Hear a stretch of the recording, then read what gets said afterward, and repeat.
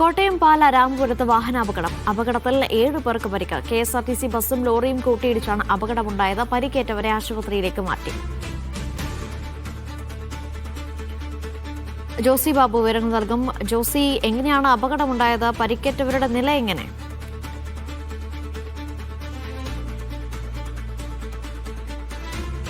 അനീഷ, വൈകിട്ട് 4 മണിയോട് കൂടിയാണ് ഈ അപകടമുണ്ടായത്. രാമപുരം ജംഗ്ഷന് സമീപം KSRTC വേണാട് ബസ്സും അതോടൊപ്പം തന്നെ നാഷണൽ പെർമിറ്റ് ലോറിയും തമ്മിൽ കൂട്ടിയിടിച്ചാണ് അപകടമുണ്ടായത്. ബസ് യാത്രക്കാരായ 7 പേർക്കും ഇരുവാഹനങ്ങളിലെയും ഡ്രൈവർമാർക്കുമാണ് പരിക്കേറ്റത്. ആകെ 9 പേർക്ക് പരിക്കേറ്റിട്ടുണ്ട്. ഇവരെ പാലായിലെയും അതോടൊപ്പം തന്നെ ചേപ്പുങ്കലെയും മറ്റും ആശുപത്രികളിലേക്ക് മാറ്റിയിട്ടുണ്ട്. ഇതിൽ ഡ്രൈവർമാർക്കാണ് ഗുരുതരമായ പരിക്കുള്ളത്. KSRTC ഡ്രൈവറുടെ കാലൊടിഞ്ഞിട്ടുണ്ട്.